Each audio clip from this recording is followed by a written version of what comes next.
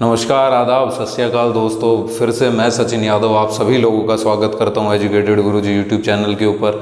मैं आशा करता हूं आप सभी लोग स्वस्थ होंगे, एनडीए का एग्ज़ाम और तो पढ़ भी रहे होंगे। मैं ये वीडियो मेरे पिछली सीरीज़ का कंटिन्यूएशन बना रहा हूँ। इससे पहले मैंने एक मैथ्स की वीडियो बनाई जिसके अंदर मैंने मैथ्स के एग्ज़ाम का एनालिसिस के बारे में बताया, उसकी स्ट्रैटेजी के बारे में बताया, आपकी अप्रोच क्या होनी चाहिए वो बताया। अब इस वीडियो के अंदर मैं आपसे जीएटी के बारे में बात करना चाह रहा हूँ। आप जानते होंगे कि हमारी इस सीरीज़ का जो मेन है, अल्टीमेट गोल है कि एक साधारण से साधारण बच्चा, एक एवरेज बच्चा 400 प्लस मार्क्स लेके आए लीस्ट एफर्ट में। ठीक है, तो सबसे पहले मैं आपको जो एनडीए का जीएटी वाला पोर्शन है उसका ब्रेक डाउन दिखा देता हूँ। GAT question, GAT portion 600 number का होता है, इसके 150 क्वेश्चन होता है। ठीक है, पर क्वेश्चन 4 मार्क्स से कैरी करता है। नेगेटिव मार्किंग होती है इसकी 1.33 की। इसके अंदर 50 क्वेश्चन आपके इंग्लिश के होते हैं और बाकी बचे हुए 100 क्वेश्चन आपके जीएस के होते हैं। जीएस के अंदर भी मैंने जैसे यहाँ पे मेंशन कर रखा है कि साइंस के 50 क्वेश्चन होंगे, फिर ज्योग्राफी, हिस्ट्री, पॉलिटी, इकोनॉमिक्स, इनके मैंने सेपरेट आपके सामने लिख रखे हैं। आप स्क्रीनशॉट ले लीजिएगा। इसका करंट इवेंट है, इसके अंदर आपके करंट अफेयर वगैरह, ये कुछ स्टैटिक पोर्शन, इनके भी सवाल होते हैं। तो इस वीडियो के अंदर मैं जो मेरा मेन एम्फेसाइज होगा वो जीएस वाले पोर्शन के ऊपर होगा। इंग्लिश का जो पोर्शन है इसके लिए हमारे सीनियर फैकल्टी अजय सर जो है वो आपसे बात करेंगे, इसके ऊपर सेपरेट वो सेशन लेके आएंगे। उनका 3 साल का एक्सपीरियंस है, वो खुद बच्चों को पढ़ा रहे हैं। तो वो फिलहाल एक इंट्रोडक्टरी और स्ट्रैटेजी का इसके ऊपर लेक्चर लेके आएंगे। आप इसी वीडियो के नीचे मुझे कमेंट करके और बताइए कि आपको क्या एक्स्ट्रा डिटेल्ड लेक्चर चाहिए इंग्लिश के। अगर आप चाहिए तो इस वीडियो के नीचे कमेंट कीजिएगा। अगर अजय सर के पास समय होगा तो वो ज़रूर आपके लिए वीडियो बनाएंगे, आपकी मदद करेंगे। तो चलिए अगले पोर्शन की शुरुआत करते हैं। मदद तो नहीं, ठीक है, शुरू करते हैं। हाँ, तो अभी मैंने यहाँ पे ज्योग्राफी के कुछ टॉपिक्स लिखे हैं। जैसे मैं आपको बताया था कि आपको सिलेबस को फिल्टर करना बहुत ज़रूरी है, आना चाहिए। अब मैंने आपसे टारगेट लिया था कि भाई एक एवरेज बच्चा 400 क्वेश्चन कैसे सिक्योर करेगा। 400 क्वेश्चन ऐसे सिक्योर किया जाएगा। पहली बात, ये शुरू करने से पहले मैं आपको ये बताना चाहता हूँ कि आपको ना एक अपनी खुद की पर्सनल ये भी चीज़ चेक करनी पड़ेगी, आप नेचुरली किस सब्जेक्ट में स्ट्रॉन्ग हो।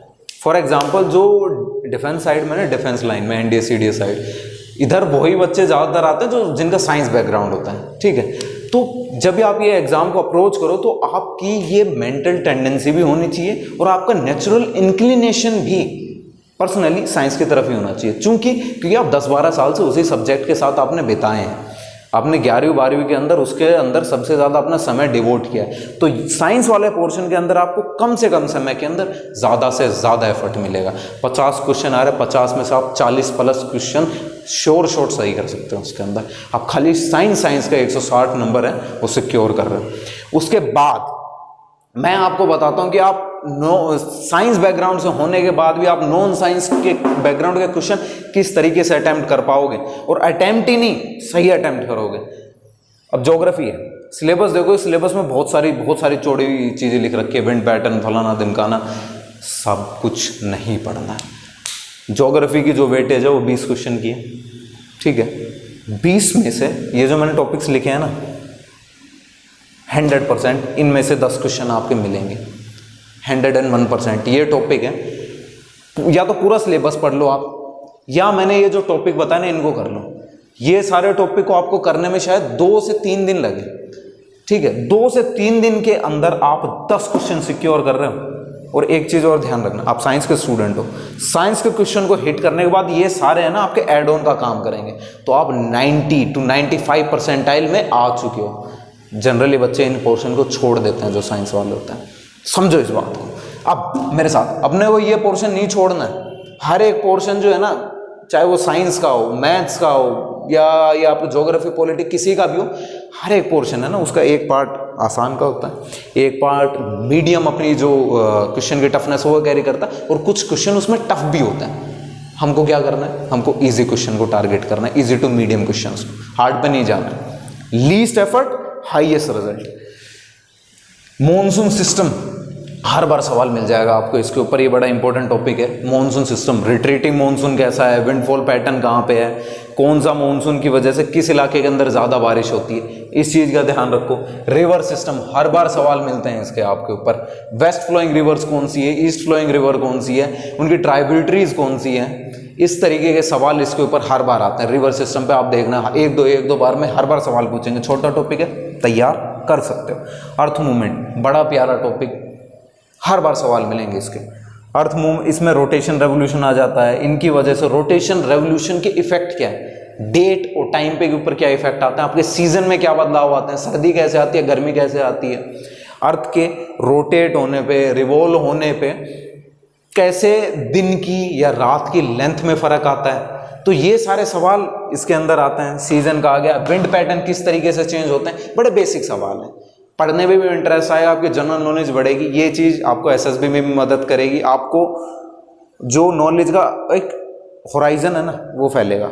डेप्थ इतनी ज़रूरत नहीं है एनडीए एग्जाम के लिए, लेकिन आपको जैक ऑफ ऑल ट्रेड्स है ना वो होना चाहिए, आपको हर चीज़ की नॉलेज होनी चाहिए। बेसिक नॉलेज है, पेपर भी क्लियर करवाएगी, इंटरव्यू में भी मदद कराएगी। वेदरिंग, हर बार सवाल मिलेंगे इसको। केमिकल वेदरिंग हो, फिजिकल वेदरिंग हो, बायोलॉजिकल वेदरिंग हो, किसी ना किसी वेदरिंग के ऊपर हर बार सवाल आए। देखो ज़्यादा से ज़्यादा एक पेपर का गैप मिलेगा आपको, हर बार सवाल मिलने इसके ऊपर।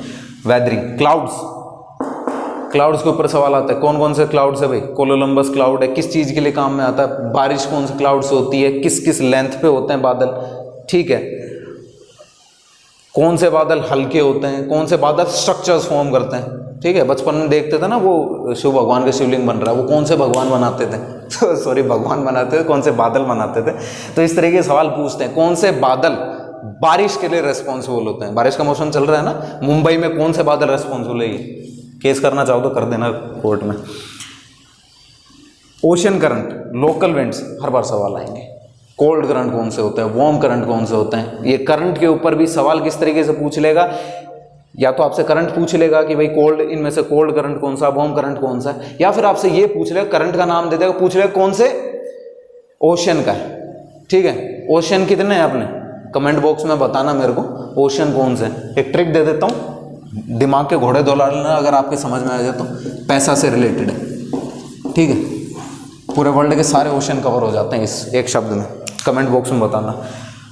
सेंसस के ऊपर हर बार सवाल आता है, पढ़ाई से रिलेटेड सेंसस आ जाएगा। किस राज्य में सबसे ज़्यादा मृत्यु दर है, किस राज्य के अंदर सबसे ज़्यादा इन्फेंट की दर है, किस राज्य के अंदर सबसे ज़्यादा मेल की पॉपुलेशन है, कौन सा राज्य पढ़ा लिखा ज़्यादा है, कौन सा राज्य आईटी सेक्टर में ज़्यादा आगे जा रहा है। तो ये सारी चीज़ आपके सेंसस में आती है। फॉरेस्ट सर्वे के ऊपर भी सवाल आ जाते हैं कि किस राज्य के अंदर फॉरेस्ट कवर सबसे ज़्यादा है, कौन कौन से पेड़ पौधे हैं, किस राज्य के अंदर पेड़ पौधे की कमी हो चुकी है। यूपीएससी के पसंदीदा सवाल हैं, इनके ऊपर सवाल वो पूछती रहती है। लैंडफॉर्म्स, ये इन दोनों बड़ा ट्रेंडिंग में टॉपिक है। आप पिछले है ना 1 या 2 साल के अगर क्वेश्चन पेपर देखोगे तो ये टॉपिक है ना धीरे धीरे ना यूपीएससी का फेवरेट बनता हुआ जा रहा है। लैंडफॉर्म से क्या मतलब है कि आपकी रिवर जब फ्लो करती है कौन कौन सी स्ट्रक्चर्स बनाती है, जॉर्ज जो भी है, जॉर्ज हो गया, कैनियन हो गया, तो वो कौन से फॉर्म है, रिवर की वजह से होते हैं, रिवर के फ्लो से बनते हैं, ग्लेशियर के फ्लो से बनते हैं। इस तरीके से डिफरेंट लैंडफॉर्म्स के ऊपर भी आपके सवाल आते हैं। ये सारी चीजें मैंने बता दी। अब बात करते हैं हम हिस्ट्री के बारे में आपसे। यस, अब हम बात करेंगे हिस्ट्री के बारे में, ठीक है। अब हिस्ट्री के अंदर है ना जनरली 15 के करीब क्वेश्चन आते हैं एनडीए के मेन एग्जाम के अंदर। बट हिस्ट्री एक ऐसा टॉपिक है इस पूरे एनडीए एग्जाम के अंदर, यूपीएससी के एग्जाम के अंदर, जिसका इनपुट टू आउटपुट रेशियो ना सबसे ज्यादा बिगड़ा हुआ है। क्या बोलना है मेरा कि इसके अंदर आपको पढ़ना बहुत ज़्यादा पड़ेगा और उसके रेस्पेक्ट में ना आपको फ़ायदा पता नहीं उतना मिले कि नहीं मिले। मतलब पोर्शन बहुत ज़्यादा चौड़ा है, क्वेश्चन इसके घुमावदार आते हैं। आपकी इसके अंदर modern history, medieval history, ancient history, बहुत चौड़ा पोर्शन है, बड़ा वास्ट पोर्शन है। इसी चक्कर में बच्चे इसको छोड़ देते हैं। अगर इस पोर्शन के 15 में से अगर मैं बोल दूं कि आपको 5 क्वेश्चन मैं श्योर करा रहा हूं और अगर आपने वो 5 क्वेश्चन कर दिए तो तो आप 95% बच्चा 95% परसेंटाइल बच्चों में आ चुके हो। क्यों? क्योंकि ये ऐसी चीज़ है जिसमें बच्चा कंफ्यूज हो जाता है। मॉडर्न हिस्ट्री पढ़ने लग गया तो शुरू से पढ़ेगा अंग्रेज कैसे आए, ग्रीस कैसे आए, east India company, British east India company, फलाना धिमकाना क्या कुछ था, कौन सा राजा था, बच्चा कंफ्यूज हो जाता है बिकॉज उसको, वही मेरी बात, नीश नहीं पता चीज़। नीश पकड़ो, कम एफर्ट ज़्यादा रिजल्ट। चलिए शुरू करते हैं। सवाल आते हैं ट्रैवलर के ऊपर। कौन ट्रैवल करके इंडिया के अंदर आया? अब इसके ऊपर भी सवाल किस हिसाब से पूछेंगे कि चंद्रगुप्त के समय में, राजा चंद्रगुप्त के समय में कौन सा ट्रैवलर आया? फाहियान आया था। फाहियान, तो इस तरीके के सवाल होंगे। अकबर के टाइम पे कौन आया, या समझ रहे हो आप? तो इस तरीके से क्रोनोलॉजी के ऊपर सवाल पूछ सकते हैं। समय के दौरान किस राजा के टाइम पे कौन सा जो रूलर है वो आया। अगले हमारे सवाल बनते हैं इसके ऊपर सोशल रिलीजियस रिफॉर्म्स के ऊपर, उससे रिलेटेड मूवमेंट्स के ऊपर। ठीक है, कि जैसे इसके अंदर जो उन मूवमेंट का फाउंडर कौन था, क्रोनोलॉजी मतलब मूवमेंट कौन कौन से थे। ब्रह्म समाज हो गया, आर्य समाज हो गया, सती प्रथा से रिलेटेड हो गया। ये सारे क्या है, इन्होंने समाज को बदल के रख दिया उस समय के अंदर। बहुत पुरानी पुरानी वहाँ पे व्यथाएं थी, टबू था सोसाइटी के अंदर, उनको डिस्ट्रॉय कर दिया, तस्तनाबूत कर दिया और एक नई सोच को जन्म दिया। बहुत इंपॉर्टेंट चीज़ है। इनका फाउंडर कौन है, आर्य समाज का कौन है, ब्रह्म समाज का कौन है, इस पे सवाल आ जाते हैं। और कैसे सवाल पूछ लेंगे आपसे कि सोसाइटीज़ के नाम दे दिए और फिर उसके बाद यहाँ पे उनका टाइम दे दिया, फिर उसके बाद इसको क्रोनोलॉजिकल ऑर्डर के अंदर सेट करो। इस तरीके के सवाल आ जाते हैं। फिर उसके बाद आपके सवाल आते हैं लैंड सेटलमेंट्स के ऊपर। लैंड सेटलमेंट के अंदर जैसे आपने देखा होगा कि रोतवारी सिस्टम हो गया, महलवारी सिस्टम हो गया, लैंड रेवेन्यू, तो ये जो भी है ये लैंड सेटलमेंट से रिलेटेड है। इसके ऊपर आपको सवाल मिल जाएंगे।